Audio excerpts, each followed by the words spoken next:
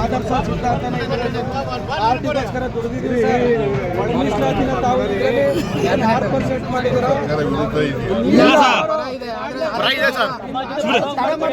6% ತಾವು ಏನ್ ಮಾಡಿದ್ರಿ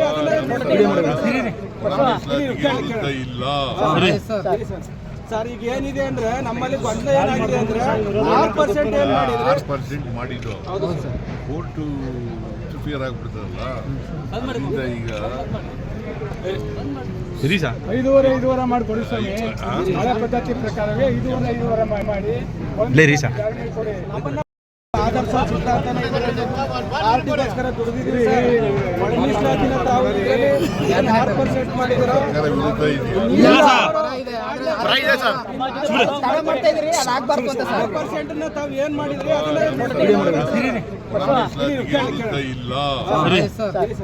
ಸರ್. ಈಗ ಏನಿದೆ ಅಂದ್ರೆ ನಮ್ಮಲ್ಲಿ ಗೊಂದಲ ಏನಾಗಿದೆ ಅಂದ್ರೆ 6% ಏನ್ ಮಾಡಿದ್ರೆ 6% ಮಾಡಿದ್ದು ಕೋರ್ಟು ಇಂಟರ್ಫಿಯರ್ ಆಗ್ಬಿಡ್ತದಲ್ಲ.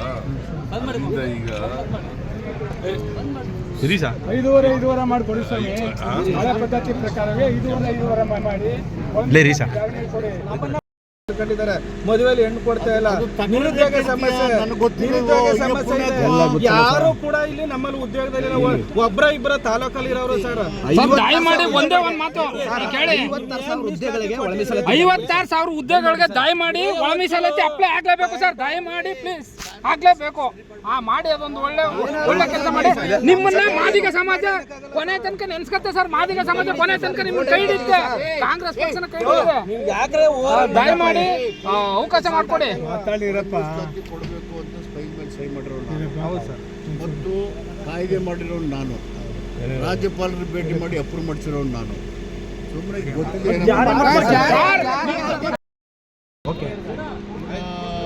ನಾರಾಯಣ ಸ್ವಾಮಿ ಇದ್ದ, ಕಾರಜೋಳ ಇದ್ದ, ಆಮೇಲೆ ನಮ್ಮ ಆಂಜನೇಯ ಇದ್ದ. ಅವರು ಸುಪ್ರೀಂ ಕೋರ್ಟ್ ಆದೇಶ ಮಾಡಿ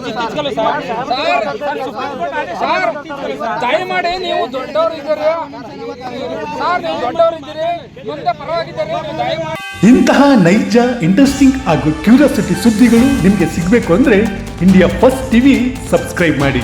ಒಂದು ಲೈಕ್ ಕೊಟ್ಟು ವಿಡಿಯೋ ಶೇರ್ ಮಾಡುವ ಮೂಲಕ ನಮ್ಮನ್ನು ಮತ್ತಷ್ಟು ಪ್ರೋತ್ಸಾಹಿಸಿ. ಇಂಡಿಯಾ ಫಸ್ಟ್, ನಿರ್ಭೀತಿಯಿಂದ ನಿಮಗಾಗಿ.